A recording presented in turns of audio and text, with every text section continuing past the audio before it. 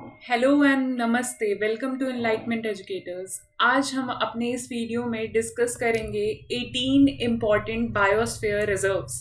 ठीक है, ये 18 इम्पॉर्टेंट बायोस्फीयर रिजर्व्स आपके एग्जामिनेशन पॉइंट ऑफ व्यू से इनकी लोकेशन बहुत इंपॉर्टेंट होती है। इस वजह से हम इसको मैप के थ्रू सीखेंगे ताकि हम किसी भी तरीके का एग्जाम हो, either it is our MCQ pattern type या फिर कोई सब्जेक्टिव एग्जाम हो, सभी के लिए ये इक्वली प्रिपेयर करेंगे हम।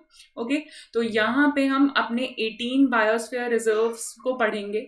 अगर पहले मैं बता दूं आपको बायोस्फीयर रिजर्व्स होते क्या हैं, तो बायोस्फीयर रिजर्व्स वो नेचुरल और कल्चरल रिजर्व्स होते हैं, वो प्लेसेस होते हैं जिसको यूनेस्को रिकॉग्नाइज करता है और उसे प्रोटेक्ट करने के लिए कंट्री को एज ए ड्यूटी उन पे इम्पोज करता है। ठीक है, तो ये कौन रिकॉग्नाइज करता है? ये यूनेस्को के थ्रू रिकॉग्नाइज किए जाते हैं।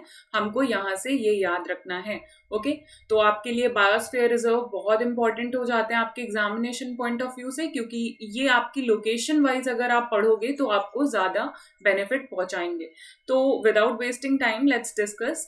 तो सबसे पहले हम नॉर्थ ईस्ट से स्टार्ट करेंगे। नॉर्थ ईस्ट में बायोस्फीयर रिजर्व की बात करते हैं तो सबसे यहाँ पर आपको मोस्ट एक्सटेंडेड पॉइंट यहाँ पर एक बायोस्फीयर रिजर्व दिखाई देगा। और ये बायोस्फीयर रिजर्व हमारा कौन सा है? ये है हमारा दिहांग दिबांग। ओके, ये आपको याद रखना है, इसका नाम दिहांग दिबांग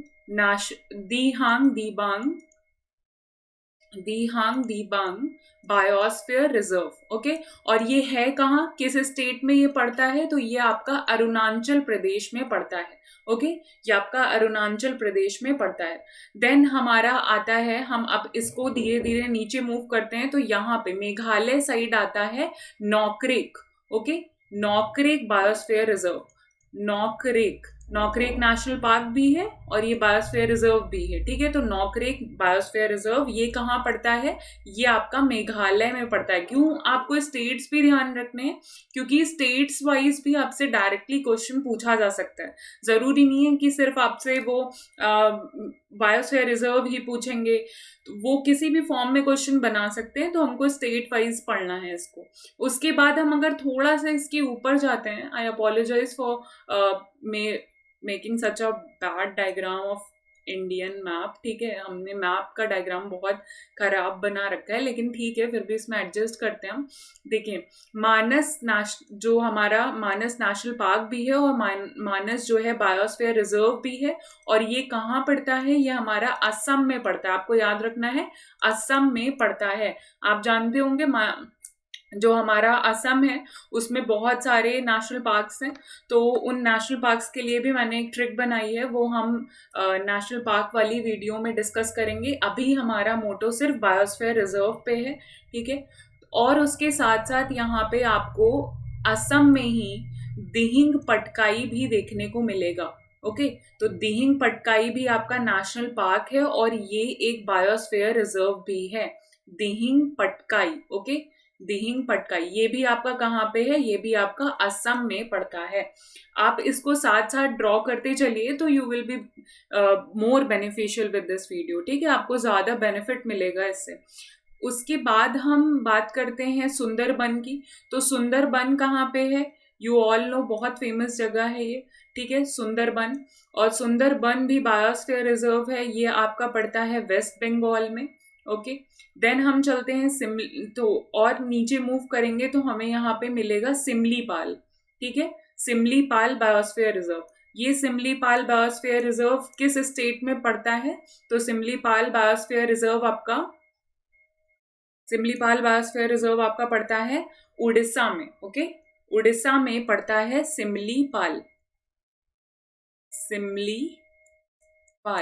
ये आपका पड़ता है इन उड़ीसा, ये आपको याद रखना है। उसके बाद अब हम नीचे मूव करेंगे तो यहाँ पे हमको मिलेगा शेषशालम। और शेषशालम बायोस्फीयर रिजर्व पड़ता है इन आंध्र प्रदेश। शेषशालम बायोस्फीयर रिजर्व पड़ता है आपका आंध्र प्रदेश में। ओके, आंध्र प्रदेश में। फिर यहाँ पे इस पॉइंट पे आपको दिखेगा गल्फ ऑफ मन्नार। ठीक है। गल्फ ऑफ मन्नार ये किसका पार्ट है? ये तमिलनाडु का पार्ट है, आपको याद रखना है, ये तमिलनाडु का पार्ट है। तो आपसे अगर पूछता है तो आपको कंफ्यूज नहीं होना है श्रीलंका तमिलनाडु के बीच में। It is a part of India, Tamil Nadu का पार्ट है ये। और यहाँ पे आपको पता है, यहाँ पे पड़ता है ग्रेट निकोबार, तो ये भी आपका बायोस्फीयर रिजर्व है। और ग्रेट निकोबार में ही हमारा, ग्रेट निकोबार हमारा कहाँ पे आ जाएगा? ग्रेट निकोबार हमारा अंडमान एंड निकोबार आइलैंड में पड़ेगा। ओके, फिर हम अब जैसे देखिए हमने इधर के सारे बायोस्फीयर रिजर्व्स कवर कर लिए हैं, आपको भी इसी वे में चलना है। सबसे पहले आप नॉर्थ ईस्ट से स्टार्ट करोगे, दिहांग दिबांग, ठीक है। उसके बाद हम कहाँ जा रहे हैं? फिर हम मेघालय जाएंगे, मेघालय में नौकरी, देन असम, असम में 2 biosphere reserve, Manas and Dihing Patkai. Then we will move towards West Bengal, यहाँ पे हमें सुंदरबन मिलेगा। फिर सिमलीपाल उड़ीसा एंड शेष शालामिन Andhra Pradesh and gulf of Mannar इन तमिलनाडु। उसके बाद अब हम मूव करेंगे अपने ईस्टर्न साइड, वेस्टर्न साइड। तो जब हम वेस्टर्न साइड मूव कर रहे हैं तो यहाँ पे देखिए आप यहाँ पे पाओगे नीलगिरी, ठीक है, नीलगिरीज। और ये नीलगिरीज भी एक बायोस्फीयर रिजर्व है। नीलगिरीज बहुत फेमस माउंटेन है साउथ के, तो नीलगिरीज आपको, ये नीलगिरीज भी दिख जाएगा। और ये इसमें आपके 2 स्टेट्स कवर होंगे। 2 स्टेट्स आपके कौन कौन से होंगे? वो एक होगा आपका तमिलनाडु और दूसरा होगा आपका केरला, ठीक है, कर्नाटका नहीं है, आपको याद रखना है। फिर आपको दिखेगा यहाँ पे अगस्त्य मलाई, अगस्त्य मलाई अगेन वेरी वेरी इंपॉर्टेंट, और इस पे क्वेश्चन भी पूछे गए हैं और पूछे जाएंगे भी, क्योंकि ये आपका 3 स्टेट्स को कवर कर रहा है यहाँ पे। अगस्त्य मलाई जो है आपका, अगस्त्य मलाई आपका तमिलनाडु को भी कवर करेगा, केरला को भी कवर करेगा और उसके साथ साथ कर्नाटका को भी कवर कर रहा है। तो आपको यहाँ से याद रखना है कि ये 3 स्टेट्स को कवर करेगा। तो एग्जाम में वो क्वेश्चन ऐसे भी बना सकते हैं कि which is the biosphere reserve which covers, या which is on the boundary of the 3 states, ठीक है, तमिलनाडु केरला कर्नाटका। तो अगस्त्य मलाई वो अकेला बायोस्फीयर रिजर्व है। और आपको ये भी याद रखना है जो हमारा नीलगिरीज है ये सबसे पहले बायोस्फीयर रिजर्व थे। तो इसके साथ साथ आपका एक और टॉपिक तैयार हो जाएगा, जो सबसे पहला बायोस्फीयर रिजर्व है वो कौन सा था? तो वो आपका कौन सा था? नीलगिरी था। ओके, फिर अब हम और ऊपर मूव करेंगे तो यहाँ पे हमको दिखाई देगा कच्छ, गल्फ ऑफ कच्छ। तो ये जो कच्छ है, कच्छ का रीजन भी आपका बायोस्फीयर रिजर्व है। और ये कहाँ पे है? वेरी फेमस है ये, आप जानते हो, this is a part of Gujarat, ठीक है। उसके बाद अब हम मूव कर रहे हैं इन द नॉर्थ।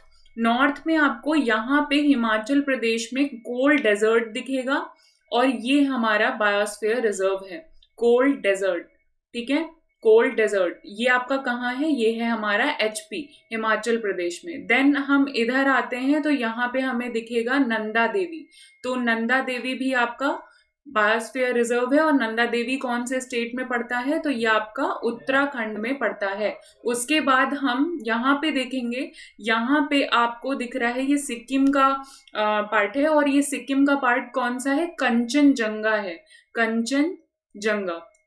ये कंचनजंगा भी आपका बायोस्फीयर रिजर्व है। और ये किसका पार्ट है? ये आपके सिक्किम का पार्ट है, ठीक है। थोड़ा सा आप इसको एडजस्ट करिएगा। अगर देखिए आप अपना मैप बनाइए खुद का तो थोड़ा सा कंजस्टेड हो जाता है, बट यू कैन मैनेज, ठीक है। आप इसको समझिए, आपके लिए समझने के लिए मैं ड्रॉ कर रही हूँ, इसको रब भी नहीं कर रही हूँ इसीलिए।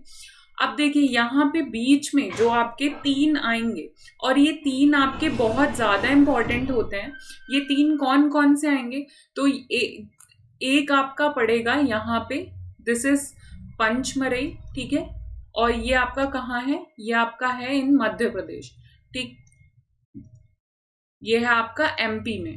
ओके, देन हमारा आता है एक और पन्ना टाइगर रिजर्व। तो पन्ना टाइगर रिजर्व भी है और उसके साथ साथ बायोस्फीयर रिजर्व भी है, ठीक है, पन्ना बायोस्फीयर रिजर्व। और आपको मैं यहाँ से एक और चीज बता दूं, ये लेटेस्ट ऐड किया गया है। तो आपसे ये भी पूछ सकता है कि लेटेस्ट में बायोस्फीयर रिजर्व कौन सा ऐड किया गया है? तो वो है आपका पन्ना बायोस्फीयर रिजर्व।